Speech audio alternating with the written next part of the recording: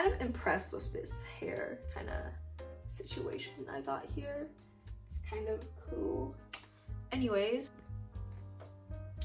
welcome to this video. I'm Jolina, and for the new year, I want to do a fun challenge for the first week of January, starting today, which is January 1st.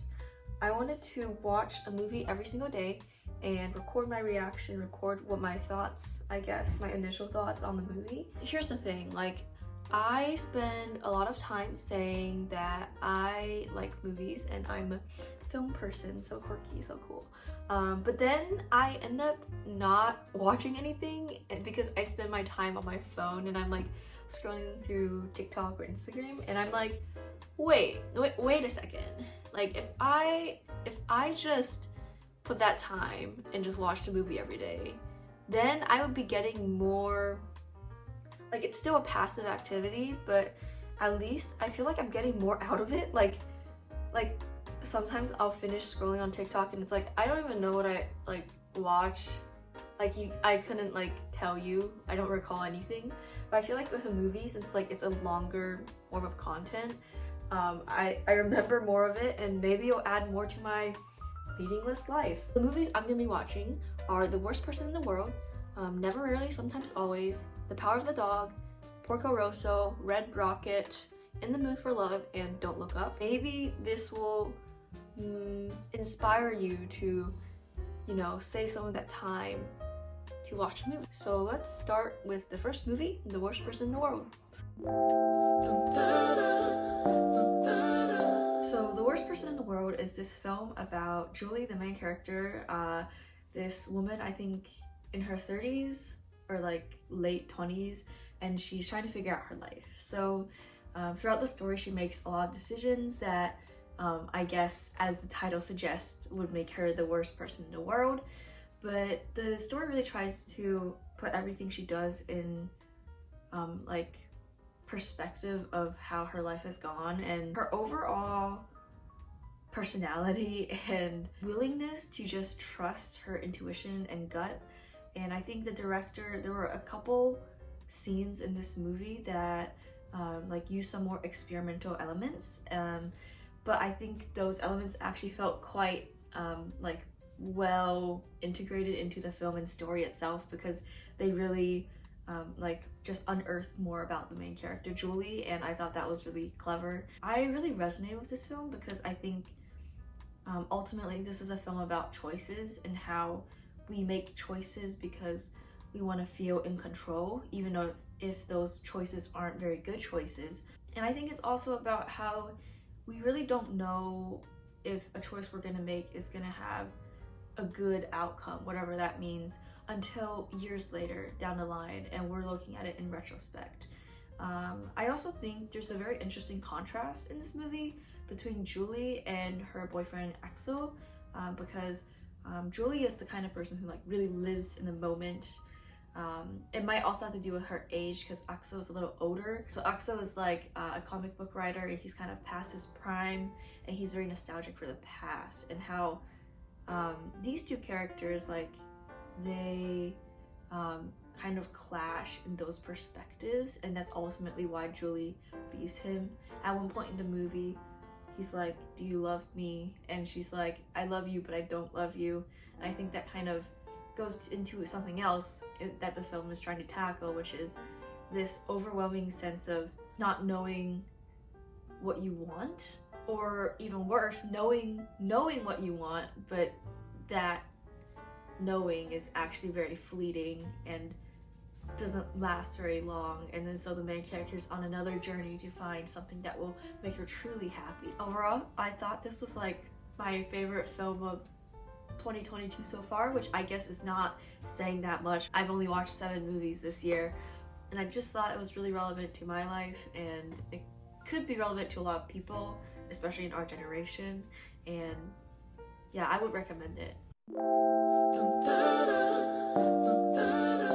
So Never Rarely, Sometimes Always is a film directed by Eliza Hittman, and it was actually shot on film, which is something kind of cool, and my film professor pointed out, and I was like, okay, I guess I'll check it out. So it stars Sydney Flanagan as Autumn, this teenager in rural Pennsylvania who becomes pregnant, and she goes on this journey with her cousin Skylar, performed by Talia Ryder.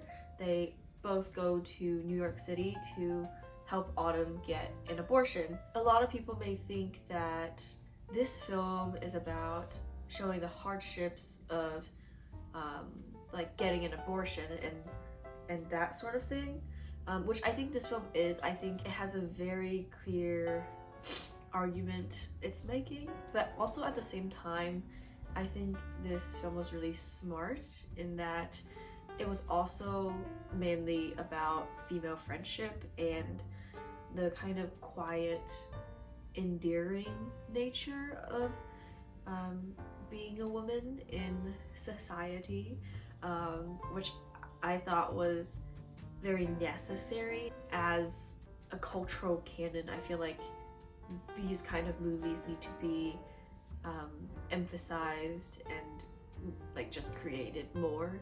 The filming was very almost documentarian. It was very just following these people, but it was done in a very I guess subtle way, which I thought went with the story very well. I thought the performances were really good, especially just you feel that these two girls, they have a lot of connection and that a lot of the times they're communicating just by eye contact or a movement or a glance or something like that. And I thought that was just really touching, just this friendship between these two cousins. And also there are moments where they are both enduring and going through things that they probably shouldn't as like teenage girls, but there's also this quiet strength that came out of it, especially that one scene where there's this counselor who is asking Autumn about very personal questions and she has to answer like never, rarely, sometimes, or always as the title of the film, and that scene really hit hard. It was just one long shot of Autumn. So many emotions were coming up as she was remembering what she's gone through. I recommend this movie to anyone, even if you're not in the US. US abortion politics are whack. Definitely something that this film tackles and unravels in a very smart and authentic way. And I just think that this film just told the story very well, and it did what it needed to do, and I don't think I'll ever forget about it. So The Power of the Dog is directed by Jane Campion. I think that's how you pronounce her name, and it is a film adaptation of the novel of the same name, written by Thomas Savage. So yeah, so like all the different characters want something, but they're never good at communicating it, so then there's like a lot of tension, right? So Phil Burbank, George Burbank, played by Benedict Cumberbatch, and Jesse Plemons respectively, they are brothers who own a ranch, and so that sounds great, right? Brothers owning a ranch. Fun times. But no, do not be deceived. Phil Burbank is this like kind of crazy cowboy who really romanticizes this whole like cowboy life thing. So Phil Burbank has this cowboy friend of his who died. His name is Bronco Henry, and you hear him mention it every 2 minutes. This really cool friend of his, and he kind of like, I guess, was romantically interested in him. So he's like kind of like nostalgic of that part of his life. But on the flip side, his brother, George Burbank, is like more chill. He kind of wants to settle down. Like he gets this wife, her name is Rose. She's played by Kirsten Dunst, who does a great job at portraying this kind of unhinged woman who gets more unhinged. Anyways, so they all move onto the ranch and tension ensues because Phil Burbank is kind of like, why do you have a family? Why aren't you bowing down to Bronco Henry every minute? And so like there's kind of tension there. So he really antagonizes Rose, who becomes more and more of an alcoholic, and then Peter, Rose's son, sees all of this and is like, I should do something about it. So I'm not gonna spoil it, but let me just say that this movie is definitely a slow burn. It's a lot of tension and a lot of like, I guess, territorial behavior from all of the characters. And you don't really see all of the, I guess, action and tension release until the third act. And by then you're like, oh, so that's what's happening. I thought it was a good film. I thought, okay, like, first of all, I think the acting was the best part of this film. Benedict Cumberbatch blew me away. I mean, like, honestly, he's like, I've only seen him in like Doctor Strange and maybe like Sherlock Holmes, but he really just brought out the whole like angry for no reason, angsty as hell kind of energy, and I respect that. I respect that. So the next film I watched was Don't Look Up, which was directed by Adam McKay, who also directed Vice and The Big Short, by the way. And it stars literally everyone in Hollywood. Ariana Grande is in this for some reason. And okay, like, I thought when I finished watching it, I was like, okay, that was decent, that was okay. And then I opened Letterboxd, and apparently people really, really hate this movie for like no reason. Like, I get that it's a very, very clear metaphor for what the comet that is gonna hit Earth. Like, that's just climate change. Like, yeah, like, we know that. But like, its purpose isn't to be vague and artsy. Like, it's sort of like a PSA that's supposed to be kind of entertaining and terrifying. And I think it did that. Like, I think it like checked all the boxes. I think it had a good message. I think it had some very important things it pointed out, like just blatant corruption, technocratic kind of world that we're becoming. I mean, I thought my favorite part of this movie was just how they portrayed internet culture, or just like, I say internet culture, but really I just mean culture in general, because so much of it is just on the internet.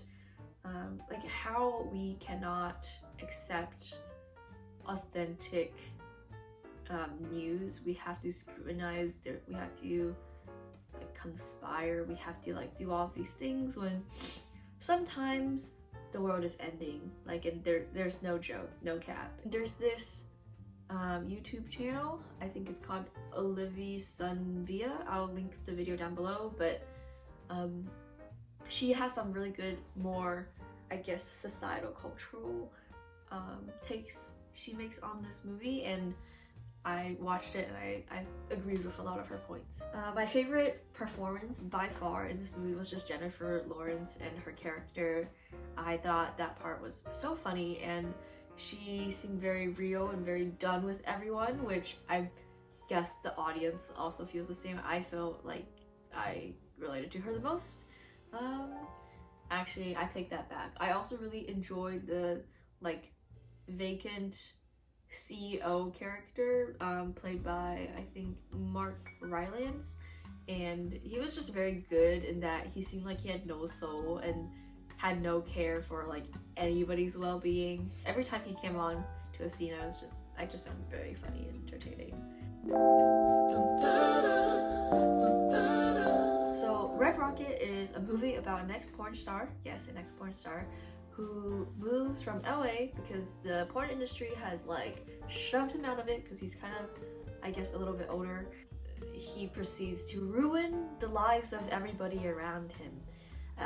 So yeah, this is a story about a very, very dislikable and just terrible character who is somehow still kind of entertaining to watch.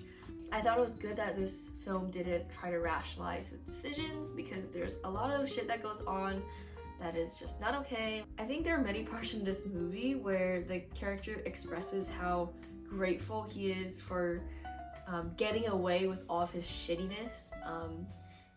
And I think that was very like relevant to America in general, and like the American attitude towards opportunity, that there will always be a new opportunity, and that we will always somehow find another way to make it, even though a lot of the times that's not true. And I think although Mikey Saber is always acting like he's so grateful, it's very obvious that he's in a very rough spot in his life. I think the cinematography just kind of has that like trashy movie chic kind of vibe to it that kind of fit well with the story and characters. I thought that the actor who played Mikey Saber, or Simon Rex, was very good at portraying this really restless, always talking character who's kind of past his prime but is thinking about his next big break, even though it's kind of obvious that maybe that's never gonna come, and it's probably not, but yeah. So Porco Rosso is a film directed by Hayao Miyazaki. It's a Studio Ghibli movie. I'm a big fan of Studio Ghibli movies, can you tell? I don't know, another Asian girl who is obsessed with Studio Ghibli. I know. So this is a story about trauma, grief, but it's also told in a very lighthearted and fun way. As always, the animation was really beautiful. The majority, if not all, Studio Ghibli movies have a very pro-environment, anti-war, anti-capitalist message / agenda, if you would like to call it that. But I think this film approached it from a different perspective compared to most Miyazaki movies. Movies like Princess Mononoke or movies like Nausicaa Valley of the Wind. Like, these movies have these very grand stories that have very obvious parallels to real life and a message that is very clear, told to these very brave and daring characters. But I think this film takes a different approach to achieving somewhat of the same message. It talks about the devastation of war, like not only on society and on countless individuals, but how it affected this particular individual, Porco, who essentially loses his humanity because of what war has done to him and the trauma it's caused him. And I think that is a very personable and intimate approach to getting this message out of why war bad, but why war bad. I thought it was very heartwarming to see this character who is basically very traumatized and see him change and become better by meeting this brave, charming, very chirpy character, Fio, who is, I guess, my favorite character in this movie. She is this aerospace engineer who makes Porco's plan, and they go on to subsequent adventures, and it's a lot of fun. It's a lot of pirates, a lot of fighting. It doesn't get bogged down in its like more darker themes, but it definitely hits all of the spots and then proceeds to just tell a very fun and thrilling story, which I thought was just very, very enjoyable. I watched it with my sister. We both really liked the movie. The animation was great. There's this particular scene where there's like a strip of, I guess, stars in the sky, and you're like, whoa, that's so pretty. But then like we see that actually those are not stars. They're airplanes of people who've died in aerial combat, and that kind of like really hit me. And the way it was shown was just very subtle, but the message was there, and the show that Miyazaki knows what he's doing. I heard that he's actually like coming out of retirement for the second time and making another movie, so I'm excited for that. Yeah, I would recommend this movie. It's like perfect for literally any age group. I think anybody could get a lot out of this movie, and it's not even that long. It's like 90 minutes and then it's over.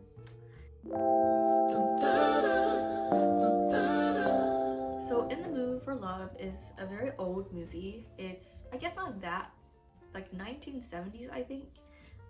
Anyways, it's about these two neighbors in Hong Kong, and they find out that, this is kind of a spoiler, so they find out that their partners are cheating on them with each other, and so that leads to a lot of, like, I guess, trauma bonding, but also as they start spending a lot of time together, they start writing the stories that kind of come out with each newspaper, and they're like about martial arts and stuff like that. So like they start writing those together, and they start like bonding, and then they fall in love, as you would expect. And it's very sad to watch these two people who have caught feelings for each other, but kind of also feel guilty about their relationship, and they also feel, I guess just in general, like they were just never meant to be together because of the circumstances that they met. Also a movie that is very tension filled. There's this music, I guess, overture that plays whenever something is about to happen, or if there's a lot of like passion, and every time you hear it you'll be like, oh okay, yeah, like this is okay, it's gonna happen or whatever. And yeah, I also think that this movie didn't have a lot of like explicit scenes, but you can definitely feel the attraction between these two characters and how it slowly builds throughout time, and how this whole like unrequited love thing is just, it never gets old, and it's always very sadly addictive to watch, I guess. So that concludes this video. I hope you enjoyed it. I really liked watching all of these movies. I thought this was a very fun challenge. I've never watched so many movies in a week, and now I have.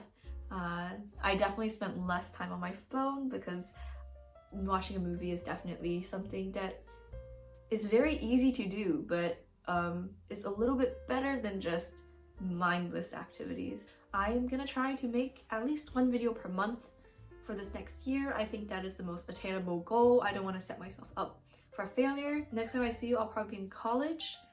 So, peace. Sliding away. Oh my god. Oh my god. I can't. Okay, bye.